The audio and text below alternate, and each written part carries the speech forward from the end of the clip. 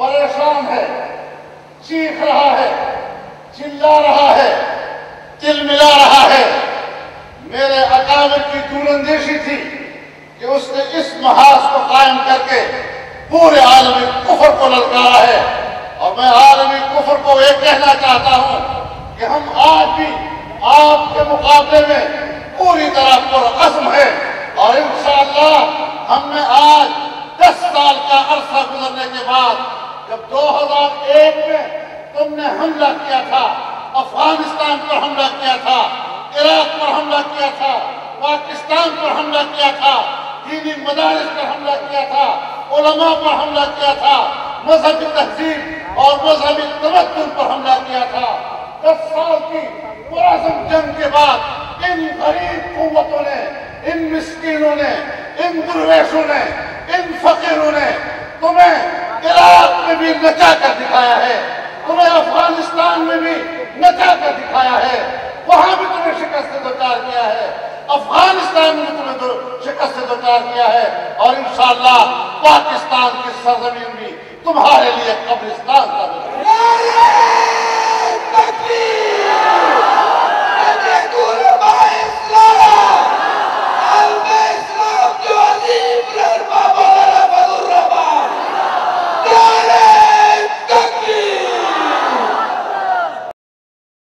میرے محترم دوستو، اسلام میں بزدلی کا کوئی تصور نہیں، اسلام میں شکست خوردگی کا کوئی تصور نہیں ہے۔ وہ کیسا مسلمان ہے جو اپنے آپ کو مسلمان بھی کہتا ہو اور پھر وہ کفر سے خوفزدہ بھی نظر آتا ہو؟ اسلام جرت اور عظمت کا نام ہے، اسلام بہادری کا نام ہے، اسلام ہر حالت میں فتح کا نام ہے، اسلام لفظ شکست کو قبول کرنے کے لیے تیار نہیں ہے۔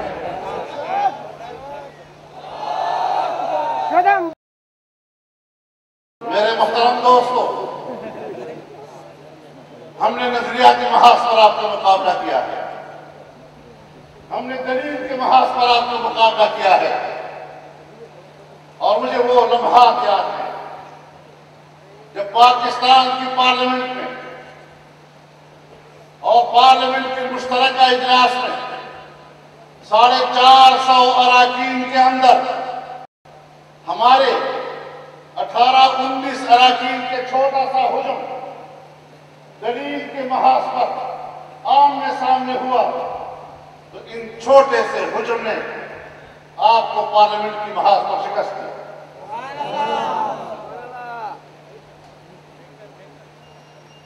وہ جو جنرل مشرف کہا کرتا تھا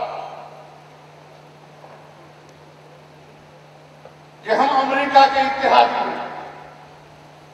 دہشت گردی کے خلاف امریکہ کے اتحادی ہیں، جمعیت علماء اسلام نے سیاسی محاذ پر، آئینی اور قانونی اداروں کے محاذ پر دلیل کی جنگ لڑی، اور پاکستان کے پارلیمنٹ نے متفقہ طور پر جنرل مشرف کی پالیسی کو مسترد کر دیا۔ نعرہ تکبیر! کل بھی مفتی زندہ تھا، کل بھی مفتی زندہ تھا۔ آج ہم یہی بات پاکستان پیپلز پارٹی کو سمجھانا چاہتے ہیں، آج ہم یہی بات پاکستان مسلم لیگ کو سمجھانا چاہتے ہیں، آج ہم یہی بات متحدہ قومی موومنٹ کو سمجھانا چاہتے ہیں، آج ہم یہی بات عوامی نیشنل پارٹی کو سمجھانا چاہتے ہیں، تمام قوم پرست جماعتوں کو سمجھانا چاہتے ہیں کہ آپ جمہوریت کی سب سے بڑے علمبردار بنتے ہیں، اور جمہوریت کے سب سے بڑے علمبردار ہونے کے ناطے آپ ہی کی زبان سے ہم سنتے ہیں کہ پارلیمنٹ سب سے بالا تر ادارہ ہے، بالا دست ادارہ ہے۔ اگر واقعی آپ کی نظر میں پارلیمنٹ ایک بالا تر ادارہ ہے، پاکستان کی پارلیمنٹ کی وہ قرارداد اور پاکستان کی پارلیمنٹ کی وہ سفارشات جو آپ کی ووٹوں سے متفقہ طور پر پاس ہوئے تھے، آج ان قراردادوں پر اور ان سفارشات پر آپ عمل کرتے کیوں نظر نہیں آ رہے، اور کیوں ان قراردادوں پر عمل درآمد کے لیے آپ کی زبانیں گنگ ہو جاتی ہیں؟ ہم تو جمعیت علماء کی بات نہیں کر رہے ہیں، اب تو ہم پارلیمنٹ کی بات کر رہے ہیں۔ پاکستان کی پارلیمنٹ نے یہ فیصلہ کیا ہے کہ جنرل مشرف کی پالیسی غلط ہے، ہمیں نئی پالیسی از سر نو تشکیل دینی ہوگی، ہمیں آزاد خارجہ پالیسی کے تصور کے ساتھ دہشت گردی کے خلاف جنگ کی حکمت عملی پر نظر ثانی کرنی ہوگی۔ یہ سارے اصول طے ہونے کے باوجود اگر ہم مطالبہ کریں کہ پارلیمنٹ کی قرارداد پر عمل درآمد کرو اور اپنی پالیسی پہ عمل کرو، پر نظر ثانی کرو، تو آپ بتائیں کہ کیا اس مطالبے میں ہم حق بجانب ہیں؟ ہم اس سے زیادہ کوئی بات کریں۔ اگر پاکستان اسلام کے نام پر بنا، اور جیسا کہ سب کہتے ہیں کہ قیام پاکستان کا مقصد لا الہ الا اللہ بتایا گیا، اور پاکستان کو پہلی دستور ساز اسمبلی نے سن 1951 میں قرارداد مقاصد کو پاس کر کے پاکستان کی نظریاتی مستقبل کو طے کیا، اور پھر پاکستان کی پہلی عوامی پارلیمنٹ نے سن 1973 میں آئین منظور کیا، اور اس آئین کے تحت کہا گیا کہ پاکستان کے قوانین قرآن و سنت کے مطابق بنیں گے، اور قرآن و سنت کے منافق کوئی قانون نہیں بنے گا۔ اسلامی نظریاتی کونسل کی سفارشات پر قانون سازی ہوگی۔ آج اگر ہم کہتے ہیں کہ آئین کا تقاضا ہے، اسلامی نظریاتی کونسل کی سفارشات پر اسلامی قانون سازی، یہ پاکستان کے آئین کا تقاضا ہے، اور اس آئین کے تقاضے کو پورا کرو۔ بہت کہتے ہو،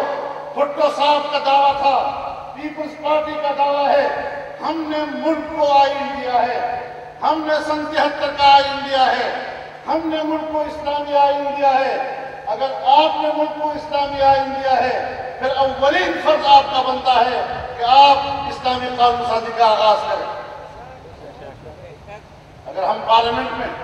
آج مطالبہ کر رہے ہیں کہ قانون سازی شروع کرو، قرآن و سنت کے مطابق قانون سازی کا آغاز کرو، تو کیا ہم اس مطالبے میں حق بجانب نہیں؟ کون سا ہم نے غلط مطالبہ کیا؟ اور میں نے کل وزیر اعظم صاحب سے بھی کہا کہ ہم حکومت میں وزارتوں کے لیے نہیں ہیں، ہم حکومت میں اعلیٰ عہدوں پر فائز ہونے کے لیے نہیں ہیں، ہم حکومت میں بڑے بڑے فنڈ لینے کے لیے نہیں ہیں، لیکن ہم اپنی نظریاتی ترجیحات کے ساتھ حکومت میں ہیں۔ اگر آپ اس حوالے سے پیش رفت کرتے ہیں تو پھر ہم محسوس کریں گے کہ ہم اتحادی ہیں، اور اگر آپ اس حوالے سے پیش رفت نہیں کرتے تو پھر ہم محسوس کرتے ہیں کہ ہم آپ کے اتحادی نہیں ہیں۔ ہم آپ کے ساتھ اپنے تعلق کو مبہم نہیں رکھنا چاہتے۔ قوم کے سامنے صورتحال واضح ہونی چاہیے۔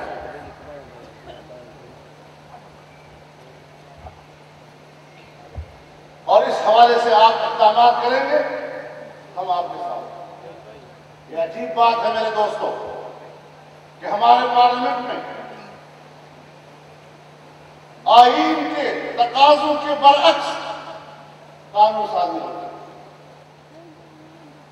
ہمارے پارلیمنٹ میں ایسے لوگ بھرے ہوئے ہیں کہ جو بظاہر کسی پارٹی کے نمائندے نظر آتے ہیں۔ ہماری پارلیمنٹ میں کچھ ایسی خواتین موجود ہیں کہ بظاہر انہوں نے کسی پارٹی کا عنوان اختیار کیا ہے، لیکن دراصل وہ ان این جی اوز سے تعلق رکھتے ہیں جو این جی اوز مغربی فنڈز کے ساتھ چلتے ہیں، مغربی ایجنڈے کی تکمیل کے لیے کام کرتے ہیں، اور وہ پارلیمنٹ کے اندر خلاف اسلام قوانین لا کر ان سیاسی پارٹیوں کا ووٹ حاصل کرتے ہیں۔ اگر یہ چند لوگ جو مغرب کے ملازم اور مغربی ایجنڈے کے حامل پارلیمنٹ میں قرآن و سنت کی منافی قانون سازی کے لیے